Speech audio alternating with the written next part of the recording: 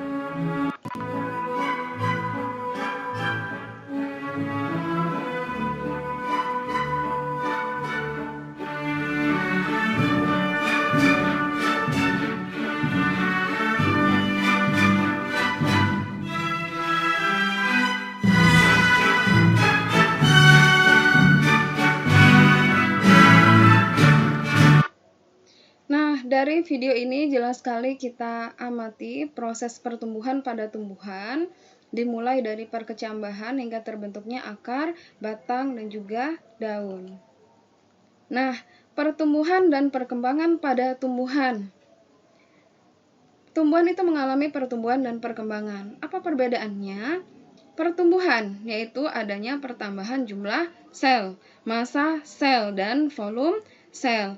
Pertumbuhan itu bersifat irreversibel, artinya dia tidak bisa kembali ke ukuran semula. Nah, bisa dilihat pada gambar ini. Nah, ini ya, ini menunjukkan tinggi dari tanaman, misalkan pada usia 2 bulan tingginya itu 15 cm, kemudian beberapa bulan kemudian tingginya mencapai 70 sampai dengan 80 cm, begitu seterusnya. Nah, apakah setelah tinggi 80 cm bisa kembali ke 10 cm atau ke 15 cm? Apakah bisa seperti itu? Tentu tidak bisa kan? Nah, makanya pertumbuhan itu bersifat irreversibel. Nah, pertumbuhan itu dapat diukur atau kuantitatif. Nah, tumbuhan bertambah tinggi dan juga besar. Nah, itu bisa diukur ya. Lalu perkembangan. Perkembangan itu adalah perubahan menuju kedewasaan. Dia bersifat reversibel dan juga tidak dapat diukur atau kualitatif. Nah, apa ciri dari tumbuhan mengalami perkembangan? Yaitu terbentuknya bunga. Bunga itu merupakan organ reproduksi dari tumbuhan. Pada perkembangan itu mulai aktifnya organ-organ reproduksi. Nah, pertumbuhan dan perkembangan merupakan hasil dari 3 kegiatan, yaitu pembelahan sel, pembesaran sel, dan juga diferensiasi sel. Pembelahan sel. Pada tahap ini sel membelah secara mitosis untuk menghasilkan 2 sel anak. Kemudian pembelahan sel. Pertambahan ukuran sel anak sebagai akibat bertambahnya substansi material dalam sel. Lalu diferensiasi sel. Perubahan sel-sel selama masa pertumbuhan hingga terbentuknya organ-organ yang mempunyai struktur dan fungsi berbeda seperti akar, batang, dan daun. Nah, struktur biji. Biji itu merupakan alat perkembangan secara generatif pada tumbuhan. Tumbuhan dikotil dan juga tumbuhan monokotil itu memiliki biji. Apa perbedaannya? Bisa dilihat pada gambar dari strukturnya. Kita bahas satu-satu dulu. Yang pertama yaitu tumbuhan dikotil. Pada biji dikotil, bagian paling luarnya itu terdapat kulit biji. Kemudian di dalamnya ada plumula. Plumula ini calon daun. Lalu di sini ada juga kotiledon. Kotiledon ini berisi cadangan makanan. Nah, kotiledonnya berjumlah sepasang. Kotiledonnya ini tebal. Lalu terdapat juga epikotil. Epikotil ini ruas batang di atas kotiledon. Dan hipokotil, ruas batang di bawah kotiledon. Lalu ada juga radikula. Radikula itu calon akar. Nah, untuk biji monokotil, ini strukturnya dari paling luar itu terdapat kulit biji. Lalu di dalamnya berisi endosperma dan kotiledon. Nah, kotiledon pada tumbuhan monokotil lebih tipis. Dan cadangan makanannya itu terdapat pada endosperma. Ini lebih tebal. Nah, jadi kotiledonnya juga berjumlah 1, beda dengan tumbuhan dikotil. Lalu terdapat plumula, sama ya, plumula ini calon daun. Kemudian epikotil, ruas batang di atas kotiledon. Lalu ada juga radikula, calon akar. Dan di sini terdapat koleoptil. Koleoptil ini pembungkus dari plumula. Dan koleoriza, pembungkus dari radikula. Ada radikulanya juga calon akar. Nah, bedanya dengan tumbuhan pada biji dikotil, ini pada biji monokotil itu terdapat koleoptil dan koleoriza, sedangkan pada biji dikotil tidak ada. Lalu kotiledon pada tumbuhan dikotil, pada biji dikotil itu sepasang jumlahnya dan ukurannya juga tebal, besar. Kemudian pada monokotil, kotiledonnya hanya 1 dan tipis. Nah, kotiledon itu berguna untuk menyerap zat-zat makanan dari endosperma yang kemudian dipindahkan ke embrio ketika biji mulai berkecambah. Nah, perkecambahan itu merupakan awal dari proses pertumbuhan pada tumbuhan, diawali dari biji. Biji ini menunjukkan masa dormansi atau inaktif. Nah, biji kemudian apabila tersiram oleh air maka akan mengalami imbibisi. Imbibisi ini meresapnya air ke dalam biji. Nah, lalu terjadi proses perkecambahan. Nah, imbibisi itu akan mengaktifkan hormon giberelin, hormon yang berperan dalam proses perkecambahan. Lalu akan mengaktifkan enzim. Enzim-enzim ini akan membantu proses pembentukan plumula dan juga radikula. Plumula ini akan tumbuh menjadi batang dan daun. Kemudian radikula nanti akan tumbuh menjadi akar. Bisa dilihat pada gambar ini. Nah, ada pun faktor-faktor yang mempengaruhi perkecambahan. Yang pertama air. Air yaitu untuk mengaktifkan enzim-enzim. Kemudian oksigen diperlukan untuk proses oksidasi untuk menghasilkan energi. Lalu suhu yang optimum diperlukan dalam aktivitas enzim karena enzim itu hanya bisa bekerja pada suhu yang optimum. Apabila terlalu tinggi, maka enzim akan rusak dan apabila terlalu rendah, dia tidak aktif. Lalu cahaya. Cahaya dapat merusak hormon pertumbuhan, yaitu auksin, sehingga perkecambahan akan lebih cepat pada tempat yang tidak ada cahaya atau pada tempat yang gelap. Nah, tipe perkecambahan yaitu ada 2 macam, yaitu tipe hipogeal dan tipe epigeal. Tipe hipogeal terbentuknya bakal batang yang muncul ke permukaan tanah, tetapi kotiledonnya tetap berada di dalam tanah. Ini bisa dilihat pada gambar, kotiledonnya tetap berada di dalam tanah, sedangkan epikotilnya itu tumbuh ke atas permukaan tanah. Nah, ini terjadi pada kacang kapri, padi, dan juga jagung. Pada tipe epigeal, batang hipokotil tumbuh memanjang, akibatnya kotiledon dan plumula terdorong ke atas permukaan tanah. Nah, ini ya bisa dilihat pada gambar. Nah, ini terjadi pada kacang hijau, melon, jarak, kacang tanah. Nah, jenis pertumbuhan pada tumbuhan ada dua macam, yaitu pertumbuhan primer dan pertumbuhan sekunder. Pertumbuhan primer yaitu pertumbuhan berupa pemanjangan yang terjadi pada ujung akar dan ujung batang sebagai akibat aktivitas dari jaringan meristem primer. Titik tumbuh primer yaitu akar dan juga batang. Nah, pertumbuhan sekunder yaitu pertumbuhan membesar pada batang akibat aktivitas jaringan meristem sekunder. Nah, ini terjadi akibat dari aktivitas kambium pembuluh dan kambium gabus. Yang mengalami pertumbuhan sekunder yaitu gimnospermae dan dikotil. Karena yang memiliki kambium itu hanya tumbuhan gimnospermae dan juga dikotil. Pertumbuhan primer. Titik tumbuh akar merupakan bagian jaringan meristem akar yang dilindungi oleh tudung akar atau kaliptra.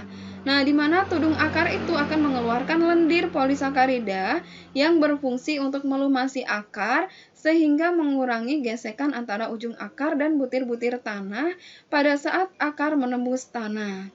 Nah, titik tumbuh akar dibagi menjadi 3 daerah, yaitu zona pembelahan sel atau pembentukan sel, zona pemanjangan sel, dan zona diferensiasi atau pematangan sel. Zona pembelahan sel ini pada gambar bagian paling bawah yang dilindungi oleh tudung akar. Nah, pada zona ini tersusun dari kumpulan sel yang berukuran kecil, berdinding tipis, berbentuk seragam, dan sel-selnya aktif membelah secara cepat. Kemudian, pada zona pemanjangan sel, sel-selnya memanjang sampai berukuran 10 kali panjang semula, sehingga mendorong ujung akar. Sel-sel penyusun tampak berbeda baik dari ukuran maupun bentuknya. Lalu zona diferensiasi atau pematangan sel. Pada zona ini terjadi proses organogenesis atau pembentukan organ dan lapisan akar untuk menyerap garam-garam mineral dari dalam dan lapisan akar telah memiliki rambut-rambut akar untuk menyerap garam-garam mineral dari dalam tanah. Nah, ini ya. Bisa dilihat dari gambar. Bagian paling ujungnya itu adalah zona pembelahan yang dilindungi oleh tudung akar, kemudian di belakangnya zona pemanjangan, lalu di belakangnya lagi zona diferensiasi. Titik tumbuh batang merupakan bagian jaringan meristem pada ujung batang dengan tunas berupa kuncup. Nah, titik tumbuh batang dibagi menjadi 3 daerah, yaitu zona pembelahan sel, zona pemanjangan sel, dan zona diferensiasi atau pematangan sel. Sama dengan titik tumbuh akar. Nah, pada zona pembelahan sel memiliki sel-sel yang meristematik dan juga memiliki bakal daun. Permukaan bawah bakal daun lebih cepat tumbuh dibandingkan dengan permukaan atas, sehingga daun muda melengkung menutupi ujung titik tumbuh. Zona pembelahan sel. Sel-selnya memanjang dan membesar. Pada zona ini mulai terlihat jaringan calon pembuluh. Lalu pada zona diferensiasi sel, sel-sel mengalami diferensiasi, sehingga terbentuk beberapa lapisan jaringan dengan struktur yang berbeda, yaitu epidermis, korteks, floem, dan juga xilem. Nah, pertumbuhan sekunder. Pertumbuhan sekunder ini menyebabkan batang tumbuhan bertambah besar. Karena apa? Karena aktivitas dari kambium. Nah, yang mengalami pertumbuhan sekunder ini hanya tumbuhan dikotil dan juga tumbuhan gimnospermae. Nah, ini silakan Anda lihat gambar kambium. Kambiumnya ada 2 ya, kambium pembuluh dan juga kambium gabus. Kambium pembuluh itu terletak pada di antara xilem dan juga floem. Nah, masih ingatkah kalian apa fungsi dari xilem dan floem? Xilem itu berfungsi untuk mengangkut air dan garam-garam mineral dari dalam tanah ke daun, sedangkan floem itu mengedarkan sari-sari makanan hasil fotosintesis dari daun ke seluruh tubuh tumbuhan. Pada pertumbuhan sekunder, kambium itu ke arah dalam akan membentuk xilem sekunder, sedangkan ke arah luar akan membentuk floem sekunder. Nah, aktivitas kambium ini menyebabkan terbentuknya lingkaran tahun. Ini garis-garis melingkar pada batang ini, bisa dilihat pada gambar, itu merupakan lingkaran tahun. Nah, kambium gabus itu membelah ke arah luar membentuk velum dan ke arah dalam membentuk velodum. Velogen, velum dan velodum itu disebut dengan peridom. Celah-celah pada lapisan gabus disebut dengan lentisel, berperan sebagai tempat pertukaran gas. Jadi pada batang tempat pertukaran gasnya itu pada lentisel, sedangkan pada daun tempat pertukaran gasnya yaitu pada stomata. Nah, lingkaran tahun. Nih, bisa dilihat pada gambar, jelas sekali. Lingkarannya ada garis gelap terang.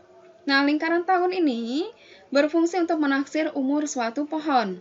Pada lingkaran tahun, lingkar hitamnya itu menunjukkan musim kemarau. Karena persediaan airnya sedikit, jadi pembentukan silemnya itu kecil dan terkesan lebih gelap. Sedangkan pada musim hujan, nih, hasilnya yaitu lingkaran yang berwarna terang. Nah, ini karena persediaan airnya banyak, yang terserap pun juga banyak, dan terbentuklah silem yang berukuran lebih besar.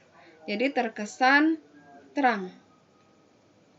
Nah, ini lingkaran tahun berfungsi untuk menaksir umur suatu pohon.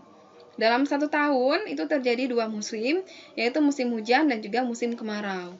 Nah, jadi dalam satu tahun itu terdiri dari 1 garis gelap dan juga 1 garis terang. Oke, sekian penjelasan dari saya untuk pertemuan pertama ini. Wassalamualaikum warahmatullahi wabarakatuh.